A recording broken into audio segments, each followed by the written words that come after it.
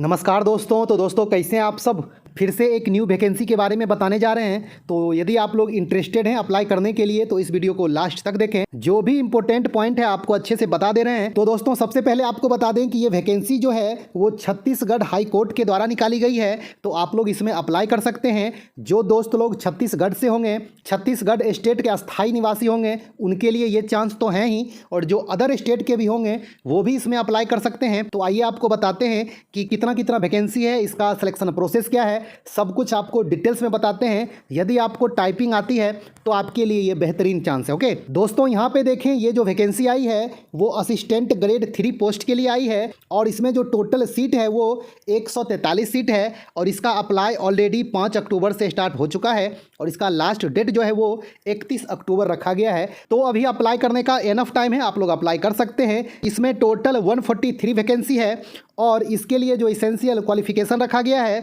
वो आपका ग्रेजुएशन रखा गया है, यानी कि आप ग्रेजुएट हैं, और इसके अलावे आपके पास 1 साल का डिप्लोमा कोर्स कंप्यूटर में होना चाहिए, तो आप इसका अप्लाई कर सकते हैं। आपके पास ये दोनों होना बहुत ही ज़रूरी है। ग्रेजुएट के साथ साथ 1 साल का कंप्यूटर कोर्स भी होना जरूरी है। ओके, आप यहाँ पे कैटेगरी वाइज वैकेंसी देख लें तो यूआर के लिए टोटल 72 वैकेंसी है। इसमें से 21 महिला के लिए रिजर्व है, 4 वैकेंसी दिव्यांग के लिए रिजर्व है। ओके, और एससी के लिए 23 वैकेंसी है। इसमें से 6 महिला के लिए रिजर्व है और 1 दिव्यांग के लिए रिजर्व है। ओके, और एसटी के लिए टोटल 28 वैकेंसी है। इसमें से 8 महिला के लिए रिजर्व है और 1 दिव्यांग कैटेगरी के लिए रिजर्व है। और इसके अलावा आप लोग देख लें ओबीसी के लिए टोटल 20 वैकेंसी है। इसमें से 6 वैकेंसी महिला के लिए रिजर्व है और 1 दिव्यांग कैटेगरी के लिए रिजर्व है। तो ये आपका कैटेगरी वाइज वैकेंसी हो गया। अब बात रही कि जो अदर स्टेट के हैं, यानी कि छत्तीसगढ़ के जो अलावे हैं, वो इसका अप्लाई कर सकते हैं कि नहीं। तो हाँ, आप इसका अप्लाई कर सकते हैं, बिल्कुल कर सकते हैं, लेकिन आपको रिजर्वेशन का बेनिफिट नहीं मिलेगा। इस यूआर के वैकेंसी में आप अप्लाई कर सकते हैं, आप यूआर के वैकेंसी में फाइट कर सकते हैं। ओके, और अब बात रही कि ये जो 21 वैकेंसी है, क्या ये महिला के लिए है, तो क्या अदर स्टेट की महिला भी इसमें शामिल हो सकती है? तो नहीं, ये जो महिला के लिए जो रिजर्व सीट है ये ओनली छत्तीसगढ़ की महिलाओं के लिए है, ना कि अदर स्टेट की महिलाओं के लिए। ओके, तो जो भी रिजर्वेशन बेनिफिट है वो ओनली छत्तीसगढ़ के लिए है। तो ये बातें कहाँ पे लिखी हुई है, आइए आपको एक बार दिखा दे रहे हैं, जो आपका कन्फ्यूजन दूर हो जाएगा। ओके, आइए आपको दिखा देते हैं ये कहाँ पे लिखा हुआ है। तो दोस्तों आप लोग 2 नंबर पॉइंट को अच्छा से देखें। The posts reserve for SC ST and OBC are reserved only for SC ST and OBC who are the bona fide residents of Chhattisgarh state. मतलब SC ST OBC के लिए जो रिजर्व वैकेंसी है वो ओनली छत्तीसगढ़ स्टेट के अस्थाई निवासी के लिए है। और आप लोग देखें आगे कि the applicants who are bona fide residents of other state and recognised as SC ST and OBC in their own states will be considered only against the UR post. Okay, इसका मतलब ये हुआ कि आप छत्तीसगढ़ के अलावे यदि किसी दूसरे स्टेट से हैं और आप अपने स्टेट में SC ST और OBC हैं तो भी आपको कंसीडर यूआर के वैकेंसी में ही किया जाएगा, ना कि आपको रिजर्वेशन दिया जाएगा। समझ में आ गया? तो यदि आप लोग इंटरेस्टेड हैं तो इसका अप्लाई कर सकते हैं। जो दोस्त लोग छत्तीसगढ़ से आते हैं आप तो इसका अप्लाई जरूर करें। यदि आपको टाइपिंग आती है तो इसमें टाइपिंग का क्या महत्व दिया गया है आइए आपको बताते हैं। तो दोस्तों आइए आपको इसका सिलेक्शन प्रोसेस बता देते हैं कि क्या है। दोस्तों इसका जो सिलेक्शन प्रोसेस होगा वो 2 फेज में होगा। फर्स्ट फेज में आपका रिटन टेस्ट होगा और सेकेंड फेज में आपका स्किल टेस्ट होगा, यानी कि टाइपिंग होगा। ओके, तो ये रिटन टेस्ट में क्या होगा, तो 50 मल्टीपल चॉइस क्वेश्चन आएंगे, यानी कि 50 आपका ऑब्जेक्टिव क्वेश्चन होंगे। इस 50 क्वेश्चन में क्या सब पूछा जाएगा, तो इंग्लिश और कंप्यूटर ओनली इसी दोनों से क्वेश्चन पूछे जाएंगे। टोटल 50 क्वेश्चन, और इसमें आपको सिर्फ क्वालिफाई करना है। इसमें कोई भी निगेटिव मार्किंग भी नहीं होगा। समझ में आ गया दोस्तों? आप फेज 1 में ओनली क्वालिफाई करेंगे, और उसके बाद आपका फेज 2 जो होगा वो 10 मिनट का हिंदी टाइपिंग और 10 मिनट का इंग्लिश टाइपिंग होगा। और इसमें जो टोटल स्कोर होगा वो 50-50 का दोनों है, यानी कि टोटल 100 स्कोर का है। इसी पे मेरिट बनाया जाएगा।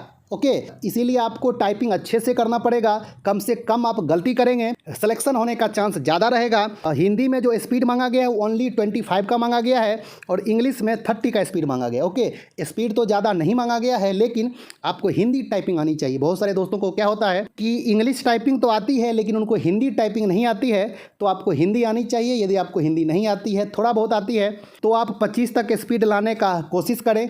आप गलती कम करने का कोशिश करें। आप यदि चाहते हैं अच्छा कर सकते हैं तो आप इसका अप्लाई कर सकते हैं। ओके, दोस्तों आप लोग यहाँ पे देख लें कि मेरिट किस पे बनाया जाएगा, फेज 1 या फेज 2 पे। आप लोग अच्छे से देख लें। तो आप लोग यहाँ पे देखें, the select list will be prepared on the basis of marks obtained in the phase 2 skill test and the marks obtained in phase 1 written test will not be considered for the merit list select list. Okay, तो आपका जो phase 1 का जो score होगा, जो वो 50 question पूछे जाएंगे 50 नंबर के, उसका स्कोर आपके मेरिट में नहीं जुड़ेगा। समझ में आ गया? तो आपका जो मेरिट बनेगा वो फेज 2 के आधार पे, यानी कि स्किल टेस्ट के आधार पे, यानी कि आपका ये जो टाइपिंग होगा 10 मिनट का हिंदी और 10 मिनट का इंग्लिश, टोटल जो 100 नंबर का होगा, इसी आधार पे आपका मेरिट बनाया जाएगा। तो यदि आपको टाइपिंग आती है तो आप इसका अप्लाई कर सकते हैं। और अब आइए आपको बता देते हैं कि इसके लिए एज लिमिट क्या रखा गया है, ये आपको दिखा दे रहे हैं और उसके बाद आपको बताएंगे कि इसमें एप्लीकेशन फ़ी कितना लग रहा है। दोस्तों यहाँ पे देखें, इसके लिए जो एज लिमिट रखा गया है वो मिनिमम 21 वर्ष होना चाहिए और मैक्सिमम 30 ईयर्स होना चाहिए, इससे ज़्यादा नहीं होना चाहिए। और यदि आप छत्तीसगढ़ के अस्थायी निवासी हैं तो आपके लिए मैक्सिमम एज लिमिट जो है वो 40 ईयर्स रखा गया है। तो आप लोग देख लें कि आप इसके लिए एलिजिबल हैं कि नहीं, आपके पास इसेंशियल क्वालिफिकेशन है कि नहीं, आप ग्रेजुएट हैं या नहीं, आपके पास 1 साल का डिप्लोमा कोर्स कंप्यूटर में है या नहीं। आप लोग देख लें, आपके पास यदि ये सब है, आपको टाइपिंग आती है, तो आप इसका अप्लाई ज़रूर से ज़रूर करें। आपके लिए अच्छा चांस आया है। आप यदि अदर स्टेट के भी हैं और आपको हिंदी आती है, इंग्लिश आती है, हिंदी टाइपिंग आती है, इंग्लिश टाइपिंग आती है, आप इसका अप्लाई कर सकते हैं। ओके, और दोस्तों अब बताते हैं कि इसके लिए एप्लीकेशन फ़ी कितना लग रहा है।